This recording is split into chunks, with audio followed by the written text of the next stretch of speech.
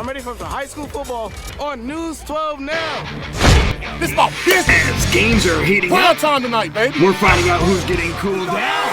We shower you with lots of first place showdowns on this weekend edition of the Blitz. Undefeated Jacksonville puts its unblemished record on the line against a Havelock team trying to pass the test in Onslow County. Red Hot Kinston goes to battle in Warsaw against undefeated James Keenan. And a contrast in styles, high-flying West Carteret takes its prolific passing offense into White Oak to battle the Vikings' ground attack. We also have the Family Unity Bowl between Conley and Rose, and the Fossil Bowl between Pamlico and Southside. Time to show off your battle scars. The Blitz starts now!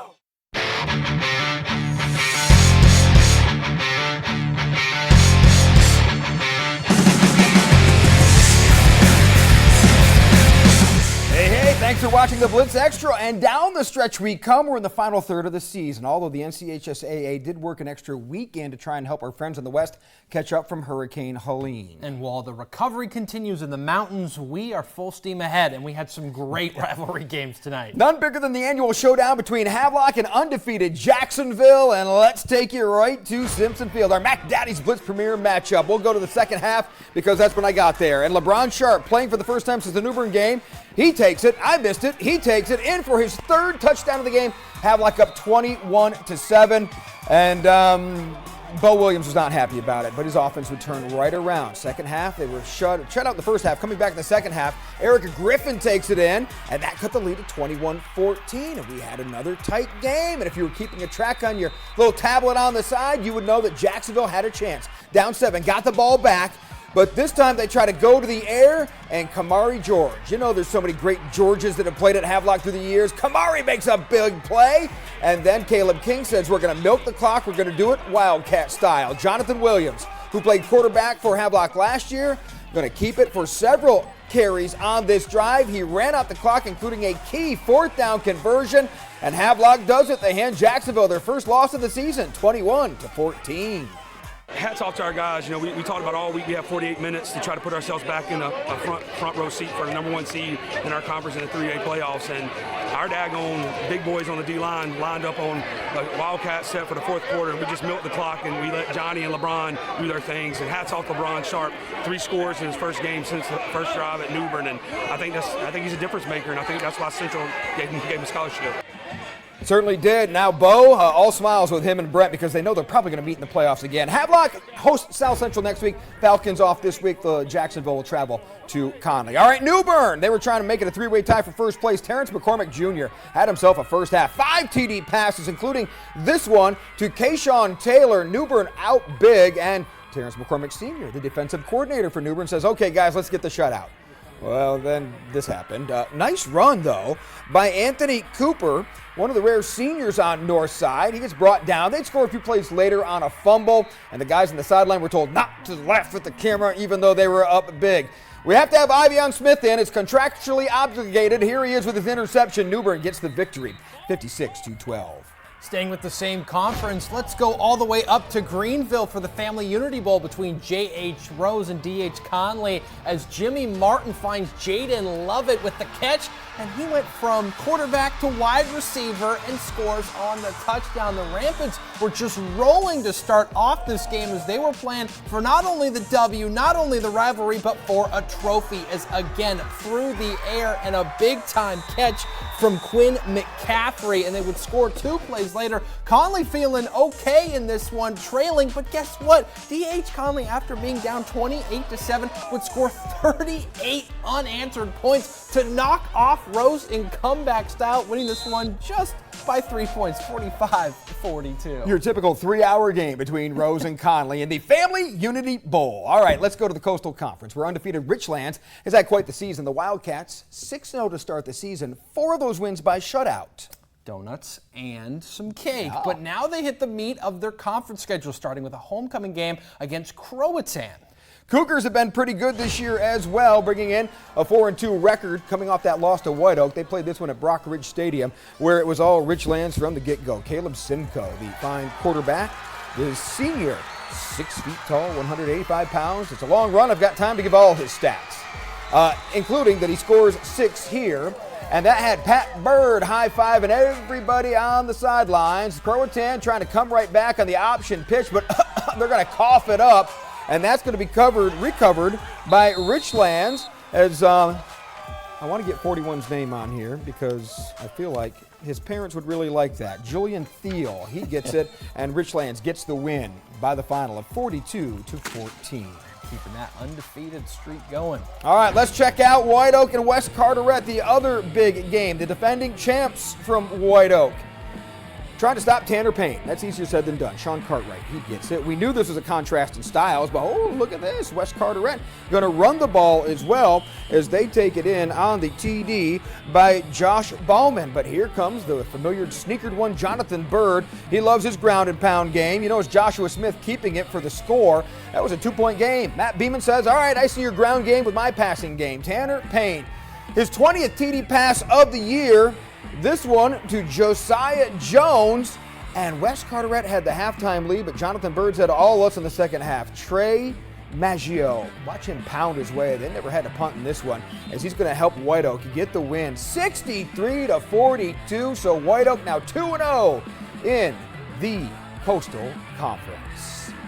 And we had one other Coastal Conference game, Dixon, which had lost its last 3 games by a combined 9 points, in which the Bulldogs picked up its second win of the season against winless Swansboro. It was a day for J.J. Galat. He had 1 touchdown. You just saw how about a second touchdown. Bulldogs win, and a big shout out to Maddie for getting us this highlights in the final 37-15. And now let's go to 1A football. The Carolina Conference kicked off play with what could be the 2 best teams. Lakewood invaded North Duplin. It was tied 6-6 at the beginning of this one, but the number 21, Correll Phillips, was handed the football, and off he goes, dancing to the races. 7 touchdowns on the season coming into this one, over 700 yards rushing, make it 8 off the 70-yard score. And head coach Hugh Martin clapping as always on the sideline, loving what he's seeing from his Rebels. But how about the defense too? Snoozing on the snap. North Duplin awake though, getting the tackle in the end zone. They're saying let's get a safety. Referees,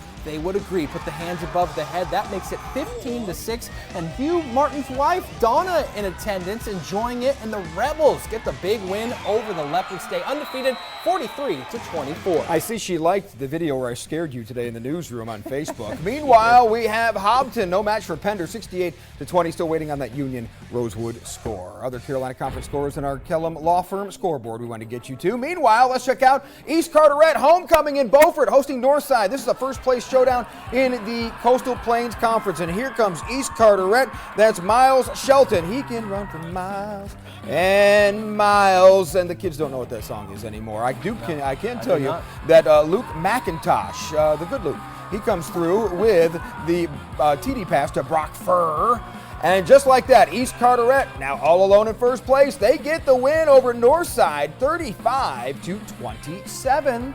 So look out for East Carteret. Same conference, but over in Bayboro, south side of Pamlico County, met up to play for the Fossil Bowl. Check that out. You're not only playing for some rivalry here in the same conference, but also to bring back some hardware, one that's dug up from a long time ago, as Myquan Clark faked out the camera guy and took it all the way down the sideline for the score. And the Seahawks winless coming into this game, but don't worry, Southside and Jeff Caro's boys decided, look, our season's not over. We're just getting started in conference play. And so was the defense. Nowhere to go. A swarm of Seahawks looking like Seattle, despite their loss to the 49ers 2 nights ago, actually last night. But it's going to be all Southside. Their first win of the season against interim head coach Jack Taylor, winning this one 47-26. Lejeune non-conference game. They played at Wake Prep in the Raleigh area. The Kellum Law Firm scoreboard indicates that Wake Prep beat Lejeune 35-27. Clinton gets its first win of the year in Midway. Puts it on Fairmount 57-6. We have plenty more highlights to show you, but first, let's check out our Coastal Carolina Community College fans in the stands, but this one over at Bill Taylor Field in Warsaw for James Keenan and Kinston. Those highlights and more coming up next on the Blitz Extra.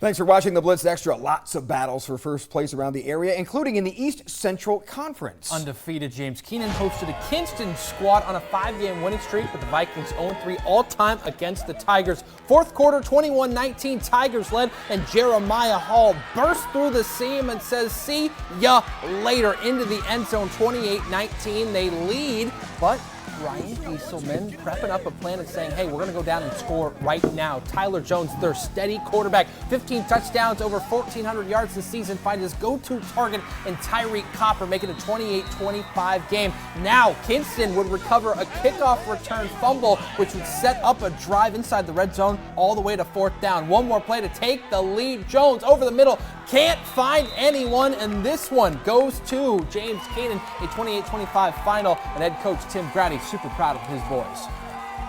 Hey man, we were preseason picked in our conference to be fifth.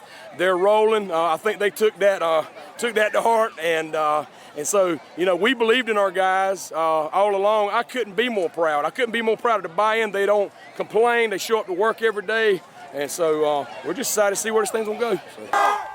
Up next is North Lenore. Hawks trying to stay undefeated in the East Central, travel to Beulahville to take on what I like to call the Wayne Jackson Bowl. Our Brian Hank stat of the night: the Hawks hadn't beaten the Panthers since 2000. That continued. Sean Davis gets it in, and it was all the blue team from there. The Panthers celebrating the big victory over North Lenore, 54-0. They shut out the Hawks. South Lenore looking for its first win, traveled to the Corral to take on Southwest Onslow. Our Air Force coin toss game, Staff Sergeant Rector, and then he would watch Southwest Onslow go to work in this one. How about Deontay Roberts? Going to break a tackle and take it in for the score. Southwest rolls in this one.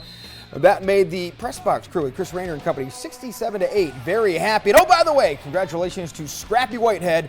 He was named homecoming king and also had this tackle for loss. Another hot team in our area, Martin County. The Gators, with their new helmet decals, had a 5-game win streak going into tonight. They made the 22-mile trip east on Highway 64 to take on their neighbors in Washington County in Plymouth. And here comes Martin County, and here's what you need to know. Pete Moore is going to throw the touchdown pass, and Martin County is going to get the win. They get the victory over Washington County 72-8. Our Kellum Law Firm scoreboard has Bertie also losing 28-26. That should read they lost in Tarboro, no problems with Perquimans. Atlantic 5 Conference Beargrass Charter and Hobgood had an 8-man showdown for first place, and Beargrass, despite the struggles in 11-man, would do a good job in 8-man football, and the Bears get the win in this one against Hobgood Charter 24-12. Columbia and Mattamuskeet played for the second time this year. It was Columbia getting the win, avenging the earlier loss to the Lakers. 8-man private school Pungo Christian, 5-1 this season, hosted a community Christian team. They just beaten Wilson 12 days ago. All Pungo in this one as they would get the win by the final of 52-26. And how about Liberty Christian from Richlands made the 121-mile bus trip to Maryhill in Bertie County to take on the Lawrence Academy. And check out the Warriors. They're going to come up with a pick 6, and they get the 54-0 win as Liberty Christian, 2 wins on the year, can't get their third as they have a tough one next week against Parrott. We've got your Battle Royale next. Oh, wait, I forgot. Wayne Christian and John Paul II, JP2, senior night. Not a good start, and that's where they ended up losing that game. Final score from the turf, 27-10. Now we'll have our Battle Royale next. Coach Murphy.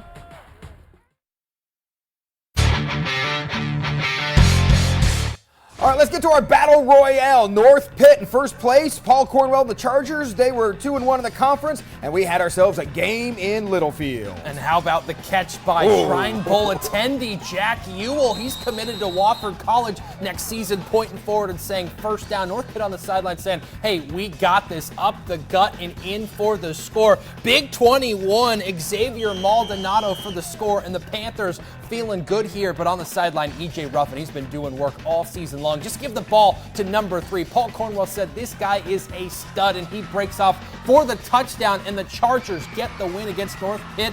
3-4 overall. They win at 36-22. To hear from Paul Cornwell, go online, WCTI12.com. We have it there. What a game between Green Central and Washington. The Pan Pack on a 3-game win streak hosted the Rams at Choppy Wagner Stadium. And check out Green Central. As they would get the TD pass, Desile Wall is going to find Christian Tavares, and he takes it in. Green Central was up. Here comes Washington, though. The Pan Pack comes right back and they are going to take the lead with just a couple of minutes to go as they are going to get the Anderson Thomas touchdown. They were up 29-28. Green Central drives right down the field, 12 seconds to go. Actually, 1.2 seconds to go. They bring in the field goal unit to win it, and just like that, it's Samuel Avent splits the uprights, and look at Jay Wilson go crazy. Green Central wins at 31-29. What an epic finish. Elsewhere in the Eastern Plains, West Craven, trying to break its 4-game losing streak, traveled to Farmville Central, and luckily for the Eagles, they have DJ Davis not only slinging the football, but running with the rock, taking it all the way inside. He'd rushed for a few scores, passed for a few, and the Eagles and Mike Twitchell do snap that 4-game losing streak, take down the Jaguars, and hand them their second straight loss of the season. How about that for West Craven? RJ Lancaster with the big catch there for the touchdown. Thanks to Mike Lee for getting us those highlights. We'll see you next week, week 9 of The Blitz.